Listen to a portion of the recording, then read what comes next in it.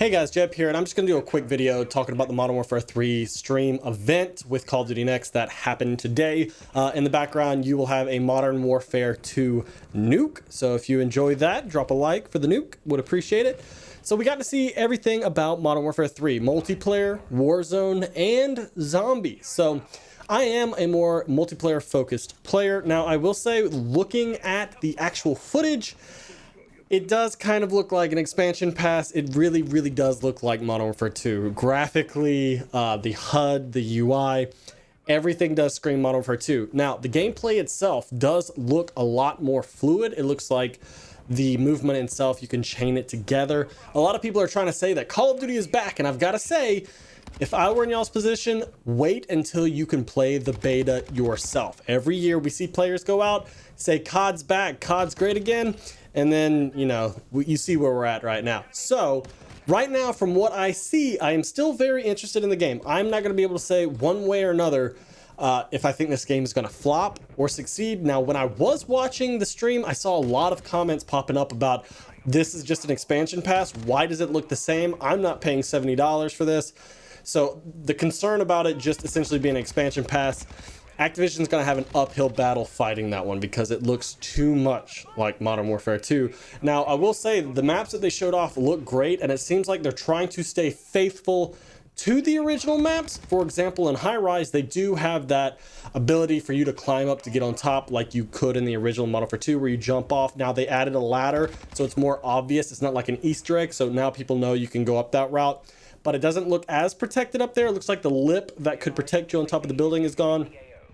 And then they added doors, and I believe there's a clip floating around right now where the developer said that they know people don't like doors, but supposedly it adds so much more function and playability to the map. So we're gonna get to see, because there's gonna be a lot of people who've played all these maps coming back to this game to play the new variants. We'll see how it plays, but the gunplay looks smooth. The guns look pretty good themselves. I will say though that the firing and the ADS looks very much like X-Defiant with how the bullets are traveling, how the gun really doesn't have that much kick. I don't know if all the people we were watching just really had good aim control, or if, you know, the guns really don't have that much kick. It looked like a lot of guns were low recoil, but then again, they could have built it that way because I don't know necessarily if the players were able to do their own custom creative classes. They may have been stuck with like the predetermined ones that you can use. The maps do look like they are more colorful, so we might be able to get out and away from the drabness that is Infinity Ward's color palette of brown, gray, tan, and more brown, I guess. They really don't have as much color. There are some maps in Modern Warfare 2 that have a lot of color, but then there's a lot of them that do follow that brown and gray route, which I'm just not a fan of. But these are maps we know, so hopefully they stay playing the way they was. I was seeing a lot of movement, how people were navigating and stuff like that, so time will tell if the same routes are being run. And it does look like some maps have had some areas, I guess you could call it expanded. It looked like Favela at the top of the hill at A, that right side stairs has been pushed back farther. And it looked like in High Rise at one of the points where you try to spawn snipe, that little office to the side, I believe it's on CDOM, has been pushed out farther to the left. So there's a larger room in that area. So we're hopefully going to be able to see a comparison side by side of like the original Modern Warfare 2 maps versus these remakes. I think that's what I would like to do as a video. I'm going to try to, during the beta, just do a shot for shot, like, oh, this is this area and this area, and just try to do comparisons. It'll give me something to do, and I know y'all are going to be curious, especially when we're going to start adding up how many doors have been added per map and if it's going to mess it up or not. Kill streaks look like we're going to have some of the ones we've had in MW2, but we're also going to have some new ones. EMP is coming back. The Guardian from Black Ops 2 is coming back. It won't be able to kill players according to the devs, but it essentially functions the same. There are a handful of different streaks. Allegedly, the nuke's still in the game, but it's kind of like in a placeholder hidden thing, probably an asset coming directly from MW2. The UI looks almost exactly the same, especially when you're going in to build your gun and things of that nature. The different stats for the weapons are not in the game yet, but supposedly will come post-launch. Ranked for MW3 is supposed to launch with Season 1 Reloaded. I believe Season 1 is going to be at the beginning of December. There's like 30 plus weapons and a lot of different operator stuff. The operators really don't matter because it's just cosmetic stuff, unless they finally are doing a hero armor style thing with the operators, but I don't think they will be. I think everything we saw in that original reveal trailer that I did a react to, we believe that's all microtransactions, which is unfortunately. It also looks like Sledgehammer is trying to bring back divisions from World War II, because they were mentioning there's essentially going to be 3 setups where you can have perks, right? Perks are essentially coming back in the 3 slot. But depending on what vest you wear is how you have different abilities, which we really didn't like that back in World War II, because it like limited the customizability or the playability of the player. Like if you use one vest, it might subtract lethals and tacticals, or it might block perks. It's gonna be interesting because when World War II launched with that, people despised it to the point where when they did one of their massive updates, they completely got rid of that system. You can use whatever you wanted with whatever you wanted. It was they didn't like the fact it was being limited. So I don't know how these vests are gonna play. We're also, most of the lethals and tacticals are coming back. They're pretty much just being reskinned or renamed. But there will be a new lethal, which is essentially, I would say, an IED on a drone that shoots straight ahead. It's almost kind of like those targeting grenades from Advanced Warfare. But it's essentially going to be like the bomb drone from MW2, but it only goes straight for a certain distance, then blows up. And the commentators on the stream were talking about, oh, hey, this is how you can clear objectives. Great. We get to have a lot of people who can't aim throwing explosives our way. That's going to be interesting. The perks have come out. TAC, Mask, and EOD equivalents are in the same category. Ghost will only be active while moving. Dead Silence is also coming back, so I know a lot of people are happy about that. I thought we spotted possibly a counter to Dead Silence in the tier 1, but we don't know. And when it comes to the vest, you're going to have Demolition, which resupplies lethal and tactical every 25 seconds, which, the more I'm looking at this, I think what they did with the Modern Warfare 2 perk system is they tweaked it to where the first perk you unlocked is now a vest that you can wear and have it at all times, because they're saying Demolition, resupply lethal and tactical equipment every 25 seconds. That's resupply. That's a tier 2 perk, not a tier 3. Gunner, deploy with max ammo and improved reload speed. That is a tier that's fast hands. Engineer, spot enemy.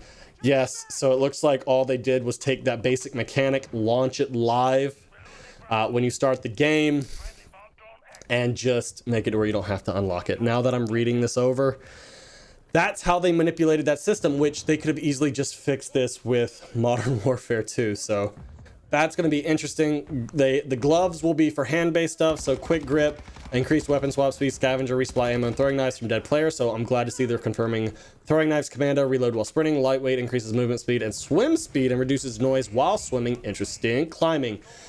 Increased climbing speed and mantle speed, dexterity stalker, increased strafe and ADS movement speed, stalker from MW3, tactical, increased slide distance, live for full ADS while sliding, increased stance, transition speeds, and movement speeds. We saw that, people are happy about that. Covert is the new Dead Silence. Eliminates footsteps, sounds, and the gear is EOD padding, which is flak jacket, tac mask, self-described. Control comlink, reduce kill streak cost by 1, reduce score streak cost by 125, hardline. Conduction headset, reduced combat noise, allowing improved identification of enemy footsteps and gunshots. So I'm assuming conduction headset's going to counter ninja. So it's going to be like SitRep Pro from MW3, I assume. Hopefully it does, but I guess we will see. The only interesting thing is I don't think it's in the same category as ninja. So you might be able to use ninja and the footstep thing. I don't know if I like that. LR detector warns of hostile laser and radiation sources. Why laser and radiation sources? Huh. Ghost TV camo essentially is just ghost, and it only works while moving.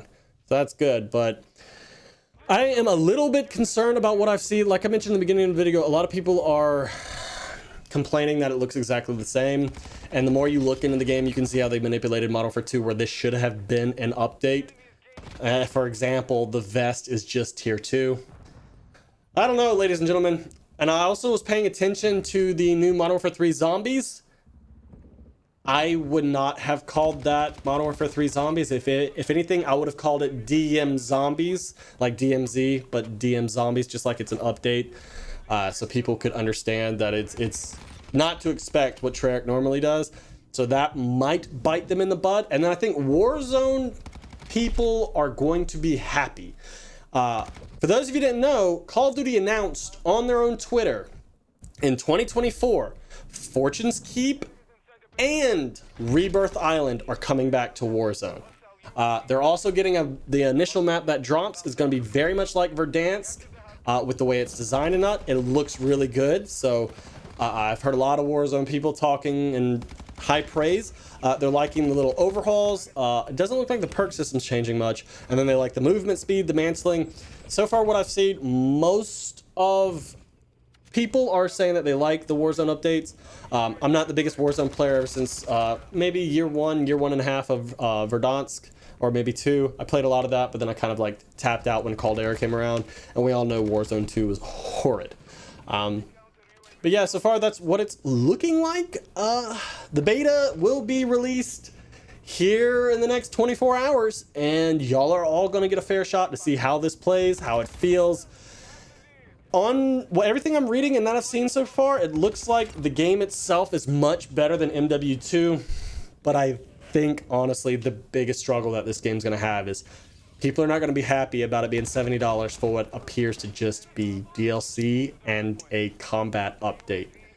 It doesn't overhaul the game. It's not like the difference between Vanguard and MW2 or Cold War and Vanguard. This very much feels like it's bleeding over, so I don't know. I've seen a lot of people who are hyped and a lot of people who are not. I definitely want to know what y'all think down in the comment section below, but I'm interested. I'll be grinding out the beta as much as I can. I'll be trying to get as much footage as I can, but time will tell. I'll hopefully come back with an opinion after the first couple days, and then after the first beta week, I'll give my thoughts. Hopefully it's not super negative. Hopefully it's like positive with criticism, but we'll see. Because y'all know how I can get once I start hyper fixating on aspects of the game. But nevertheless, if y'all enjoyed the video, drop a like, subscribe if you're new, and I'll see y'all live on the beta stream. First stream will definitely be on YouTube. Till then, peace out.